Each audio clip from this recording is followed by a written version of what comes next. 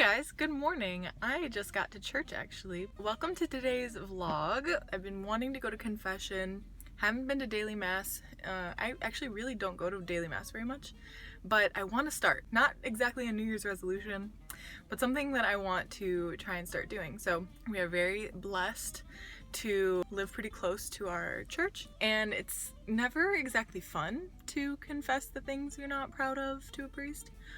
But it's like going for a run, you know? Like, I used to be a runner, and the hardest part was like getting there, getting started, getting the shoes on, like going outside and like doing it. So that's kind of how I feel about confession. If I could just get myself here, I know how much better and how great I will feel afterwards.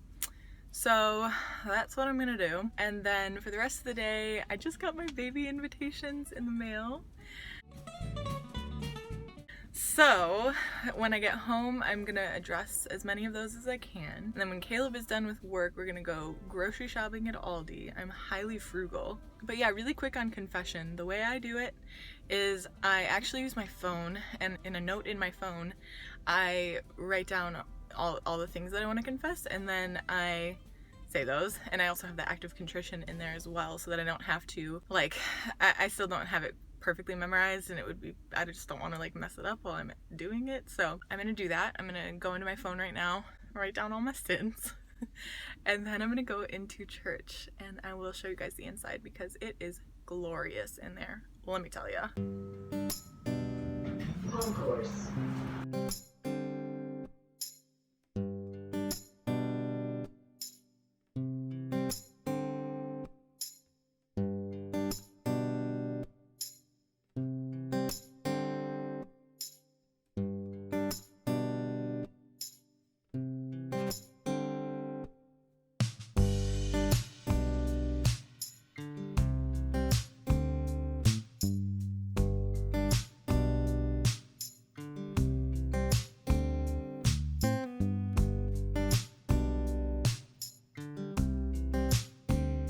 Hello again. I just got back from going to church and confession and mass and all that.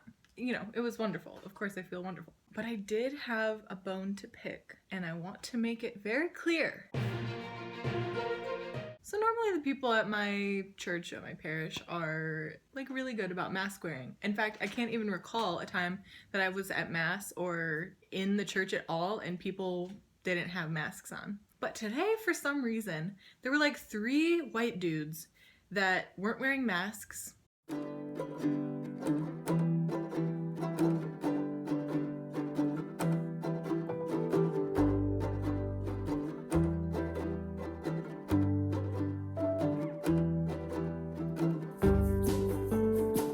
I've only gone to confession one other time at like this parish, and last time there were a lot of people, this time there were lots of people. It's like pretty busy, which is great. Love that. I love the feeling of being in a really like lively church where lots of people go, of course. However, mask wearing and social distancing are not optional. And like I said, I've never had this experience at literally any Catholic church. Like, it has been taken so seriously, the distancing and the mask wearing, and just like generally like waving at people, but like you don't do the sign of peace, like we don't shake anybody's hand, like of course. But today, while I was waiting in the confession line, which again, it's like always a pretty long line apparently, which great, love that. Basically the way that they do it is the first pew is where everybody kind of like sits to wait. And it's a huge church, like as you saw. So that's usually enough if, you know, they wrap it into the second pew if it's not enough, but so that people can space themselves 6 feet apart at least in these giant church pews. And so I'm sitting, I just like kneel down in the first pew, get in line, and the guy comes and sits like 2.5 feet away from me. And I'm like, bro, there's a whole pew. Give me like my space. And he wasn't wearing a mask. That was what made me the most mad. Okay, if there's a shortage of space, which there isn't in this giant church, at least wear a mask. Gosh, people, like, no wonder this just keeps getting worse. And it made me feel unsafe to be able to go to church. Like, that's not fair. Like, that's not, I didn't sign up for that. I'm getting really pumped up about this right now. So anyway, rant over. Just had to get that off my chest. Confession was lovely, always is. I always feel lighter and happier and just generally better. Hi, Sweet Pea. Hey, hey, hey. Your taquitos are done. Yeah. I like when you make a cameo. I love you very much. Love you. It's my dad hat. It's your dad hat.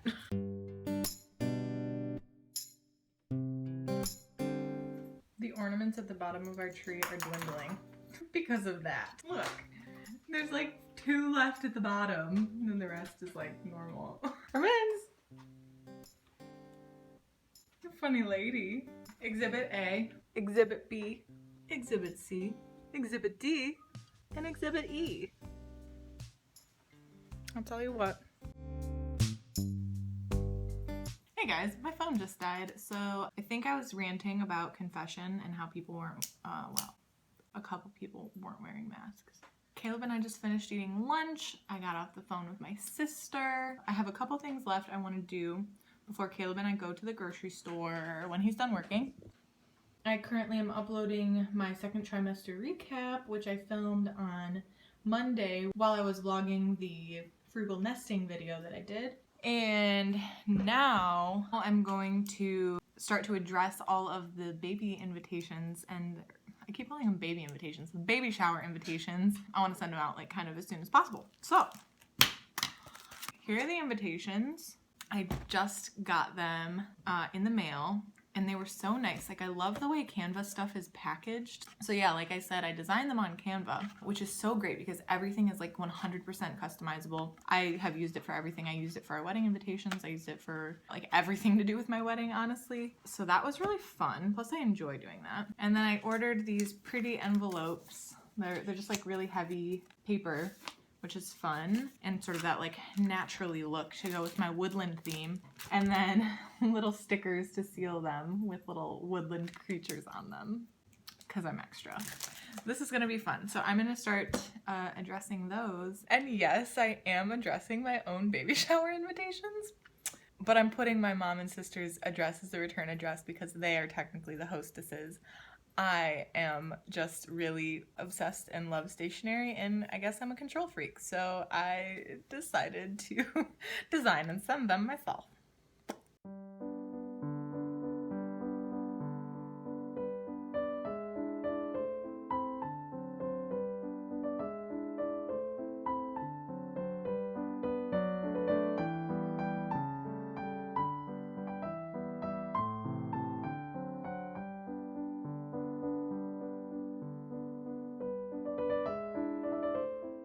Something that I'm really glad I did was I saved all the addresses from our wedding invitations, because it was only, 6-7 months ago.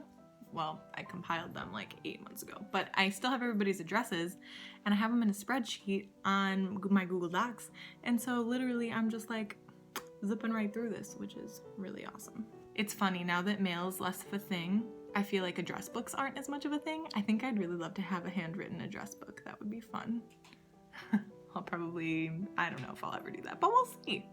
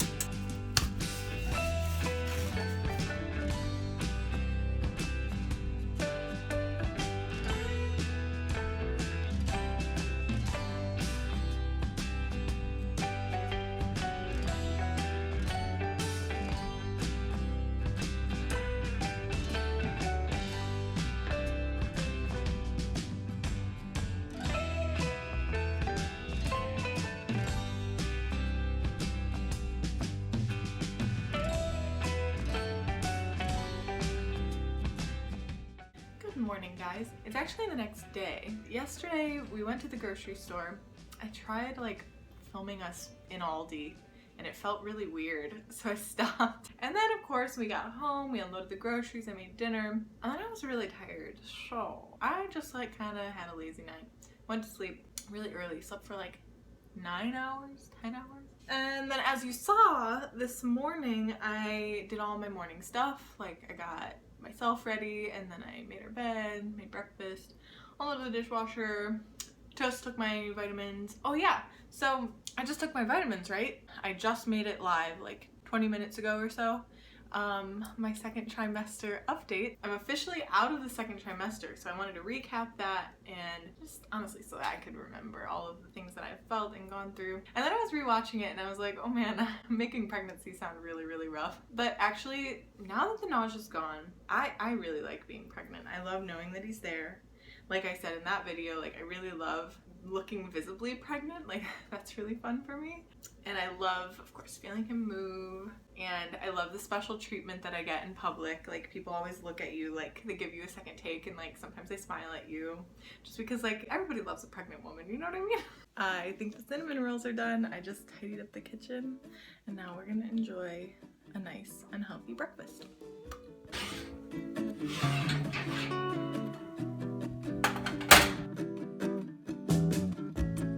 The rest of the day, I think I actually am working on a little project. I was going to kind of preserve and frame my wedding bouquet as well as Caleb's boutonniere and then kind of put it with our wedding certificate in a shadow box that my mom found at like a garage sale or something. My mom is where I get all of this from. Like I've been to thrift stores since I was a little kid. She's very creative that way. So very thankful for my mom. But now that I'm looking at the shadow box thing, here, let me just show you. So here is the shadow box. Like, you know, obviously this closes and then it's, you know, keeps everything in there. But here's my wedding bouquet, dried. I hung it upside down like the day after our wedding, and then my mom stored it for me during our move because I completely forgot it. And then that's Caleb's boutonniere, obviously. And then I was gonna kind of put in our wedding certificate in there somehow and make it all look really pretty. Those are just the wires that I used to hang it up. But I'm a little bit like, this is just like dead flowers. Like, I don't know, I might get sick of it and then I'll feel like I need to keep it forever. So I'm really not sure if I actually want to do this, but I have another idea for this shadow box, which I'm going to show you now. Caleb's grandma gave me these blocks that have been, you know, like those A, B, C, D, E, F, G, like little kid blocks that have been in their family for like over 100 years. And they're really cool. And I wanted to frame them. I knew that I wanted to frame them, but if I'm not going to use this shadow box for the bouquet, then I could use this here. So I'm just going to like set them all out and see how it looks. I think it's really cool to have like pieces of your family history, you know? And well, this is little baby's whole side of his family, so I really want to keep these forever, of course.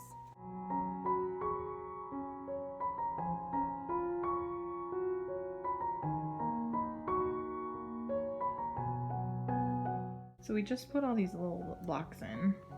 Here's what we're working with. I don't know. Spoiler alert, I actually ended up doing the bouquet in here. And I really think it looks super lovely the way it came out. I don't know if you can tell, it's in my dining room. And it's a few days later actually when I'm putting this in here, but I just wanted to show you so that you weren't like, wait, what ended up happening to that? I ended up having to cut about half of the bouquet off. But it's totally okay because if I ever feel the need to part with this in the future, I will realize that that's all right. And then there's just a little Polaroid of us on our wedding day and our marriage certificate. So that's all. I still am gonna do something with those beautiful blocks and I'm gonna frame those, and I guess that will just be a project for another vlog. Back to the video, back to when I was contemplating what to do with this. Hey pretty lady. So earlier when I, man, I'm out of breath. Earlier when I was like trying to do that shadow box thing, I just kind of got stuck. So I ended up going down the YouTube rabbit hole for like for like an hour and a half to 2 hours, which is okay. It's Saturday. That's what you're supposed to do. Just relax. And now I guess I'm continuing that relaxation. And I showed you my outfit earlier, but it's like perfect pregnancy loungewear for Saturdays. And it's so soft. Like, the shirt is so soft. My mom got it for me for Christmas. I think it was just from Walmart. Of course, you know, fast fashion and everything, and it's like way more overproduced and everything. So I guess it would be better to thrift, but right now during COVID, I actually haven't been thrifting as much as I normally used to. I still do a lot, but I try to make my trips fewer and far between. And that's tough because with thrifting, it's like you kind of need to go a lot in order to sort through everything and score the treasures. So it is now like 3 o'clock-ish. For the rest of the day, I just want to make dinner. And on the weekends, I kind of like to make dinner like so that it's ready around like 4:30 or 5, and then we kind of just graze on it for the rest of the night. And I'm making a yummy beef stew, which is so easy and so good and so comforting, especially in winter. And then I'm also going to do a little sewing project. A couple months ago, got from a thrift store a pair of maternity jeans for $1. I knew they would fit me, but they're not like the leg style I like they're almost like bootleg, which I'm not into. So I'm gonna make them kind of like cropped skinny jeans. It's really easy, and I'm gonna just do that on the legs. So I have a pair of maternity jeans because I actually don't have any. I've just been wearing leggings and sweatpants. But it'd be nice to have like some normal clothes again. Come along, let's do that. Look at my outie.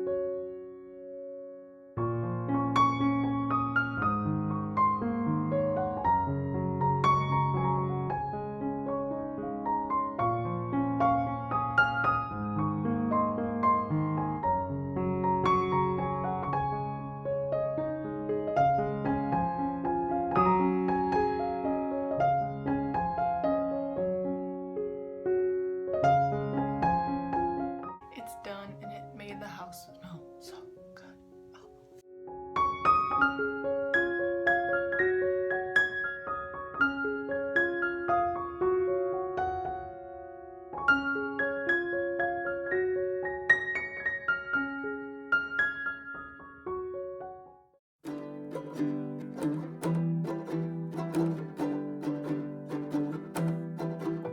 So yeah, I'm gonna take these from Bouquet to probably not quite skinny, but also, I don't know, just more wearable. So first, you're just going to cut up the inner thigh seams, right side out, as close to the pretty jean stitching as you can so that you can basically reuse what you already have there. And then go all the way up to the crotch. I actually didn't do this at first. I tried going just to the knee. You'll see later on when you fold the fabric underneath, you'll have a gap there. So go all the way up, then pin them as skinny as you want them to go.